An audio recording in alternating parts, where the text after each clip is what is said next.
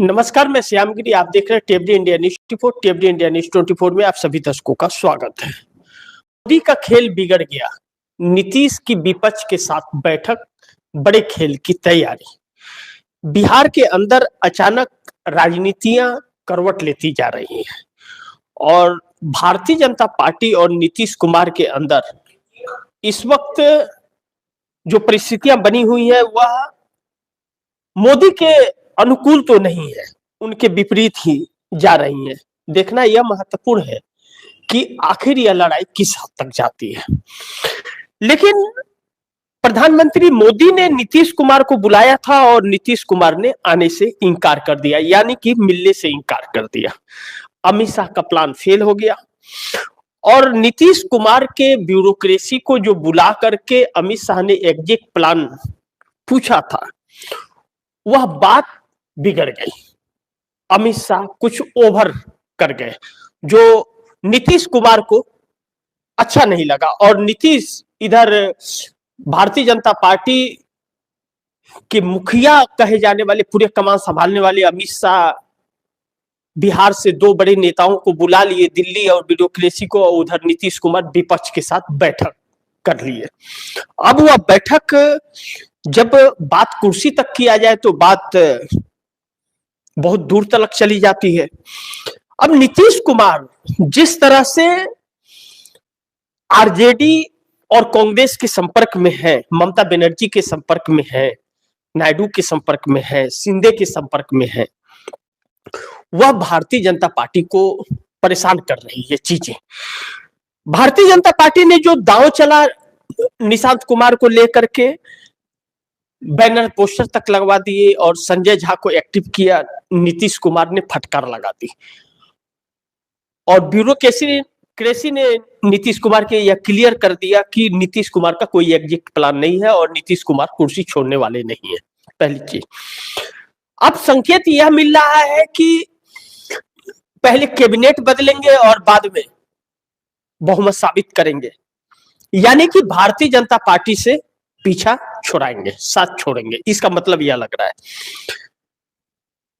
वह वक्त बताएगा कि बिहार में क्या होता है और राजनीति किस करवट लेती है। लेकिन नरेंद्र मोदी का दिल्ली से लेकर महाराष्ट्र और महाराष्ट्र से लेकर बिहार तक खेल बिगड़ चुका है, बुरी तरह से फंस गए हैं।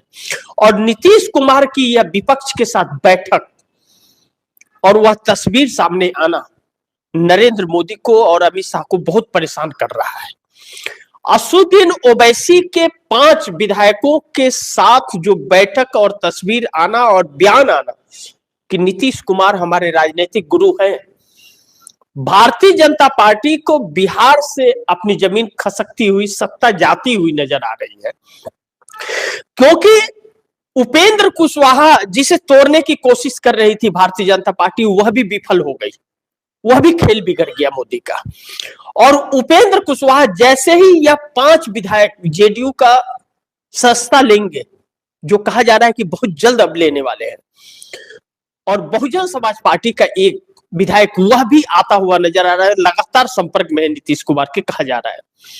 यह 6 लेने के बाद भारतीय जनता पार्टी से ऊपर चले जाएंगे Nitish Kumar, single largest party में, और फिर कैबिनेट बदला जाएगा। कहा जा रहा है कि 3 मंत्रियों को जल्द शपथ दिलाया जा सकता है।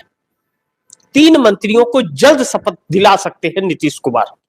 सिर्फ एक बहुजन समाज पार्टी और 5 असदुद्दीन ओवैसी के 6 विधायक कब नीतीश कुमार की पार्टी की सदस्यता लेते हैं, शामिल कब होते हैं, इस पर बात अड़ी हुई है। और लगातार नीतीश कुमार की बैठक हो रही है।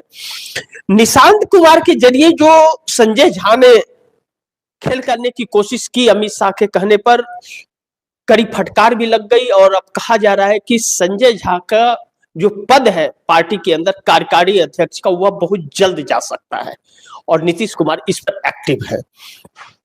नीतीश कुमार यह समझ गए हैं कि यह सरकार की बात छोड़ दीजिए, मोदी और शाह की जोड़ी अब बहुत घातक साबित होगी। थोड़ा भी अगर शांति भाव में आ गए नीतीश कुमार, तो नीतीश कुमार की पार्टी कई टुकड़ों में बट जाएगी।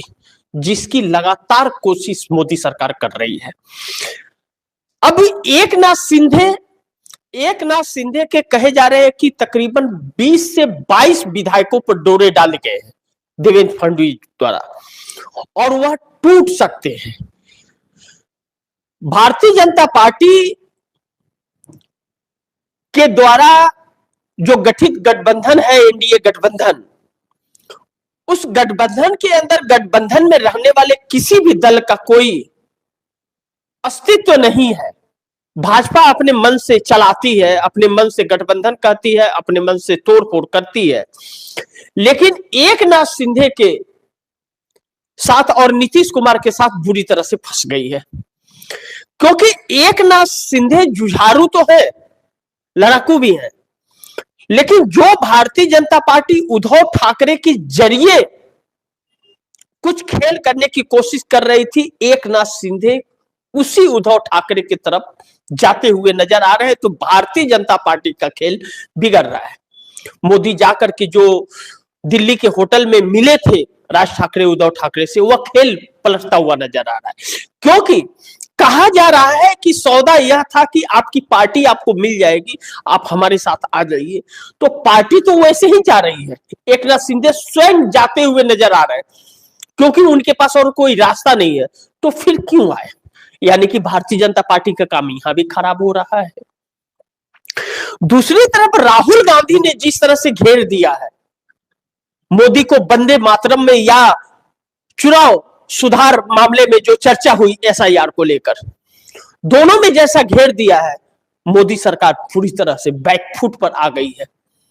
और एक नाथ शिंदे, नीतीश कुमार और चंद्रबाबू नायडू एक होते हुए, कहा तो यह भी जा रहा है कि शरद पवार को कभी भी प्रधानमंत्री का चेहरा ऐलान किया जा सकता है 1 महीने के अंदर।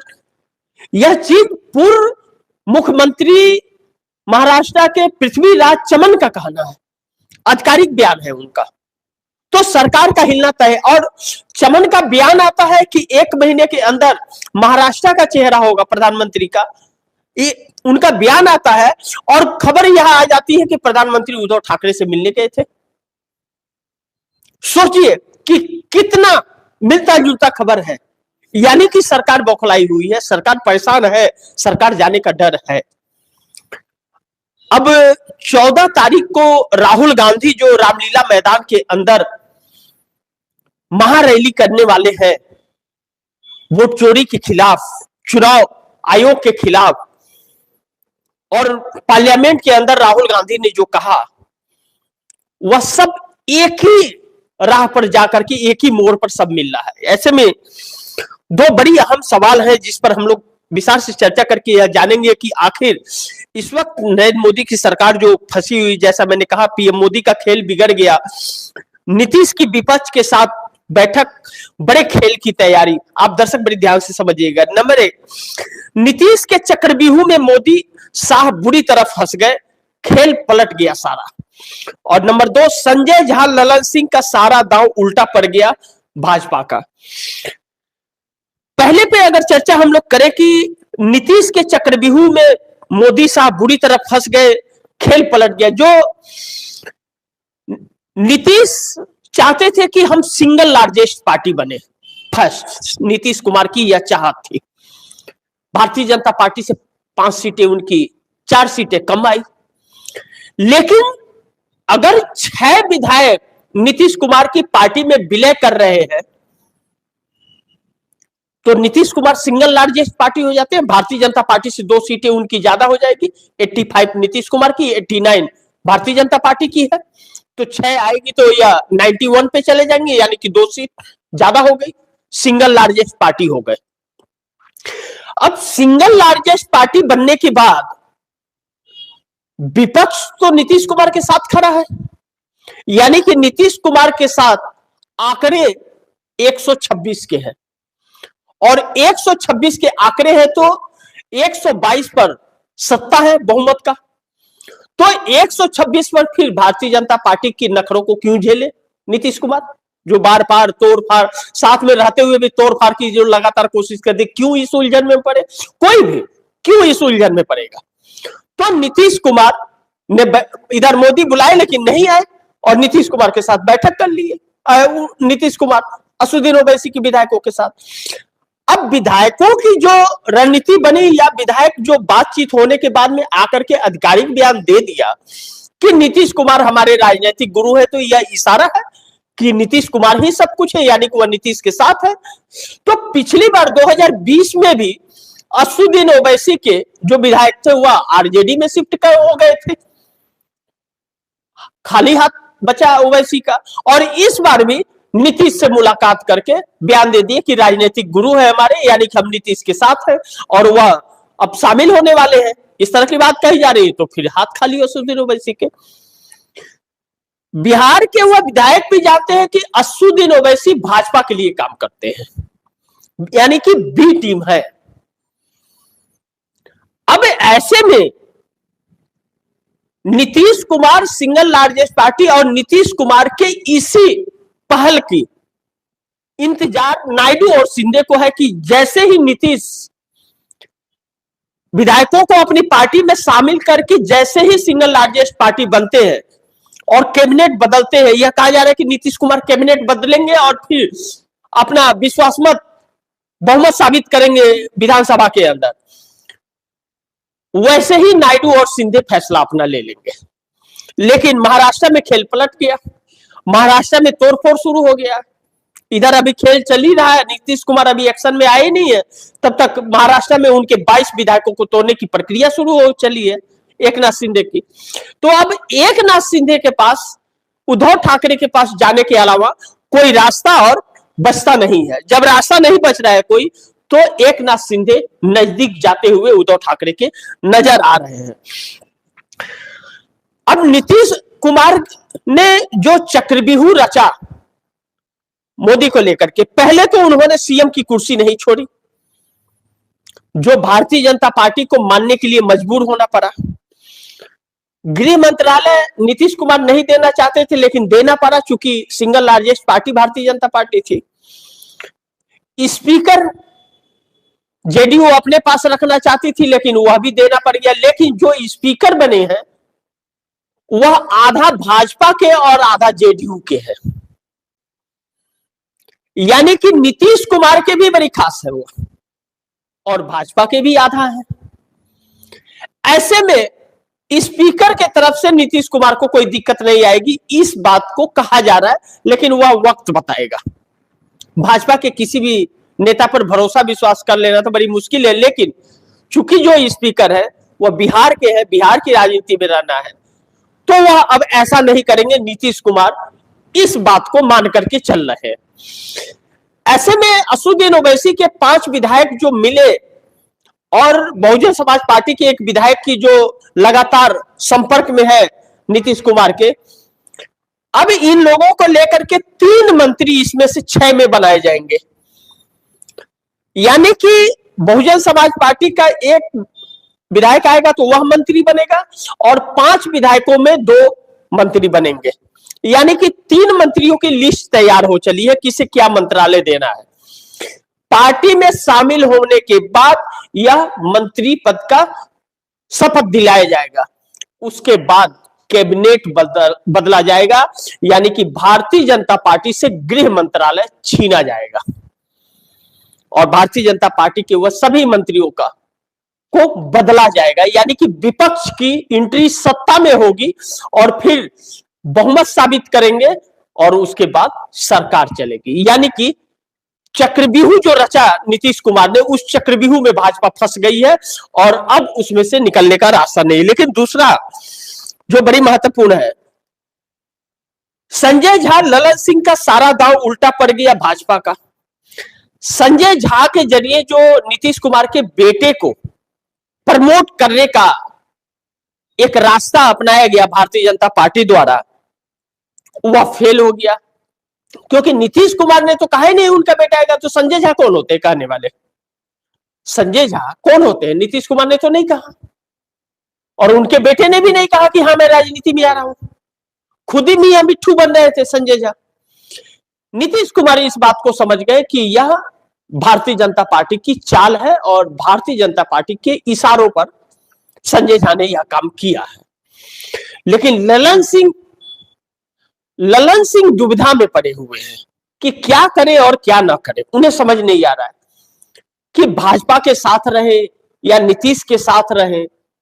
भाजपा के साथ रहे अगर नायडू और सिंधे जिस तरह से है, नीतीश का ठिकाना नहीं लग रहा है कब कौन सी चाल चलेंगे, और सत्ता चली गई तो फिर मैं तो दुश्मन बन जाऊंगा, न इधर का होऊंगा न उधर का।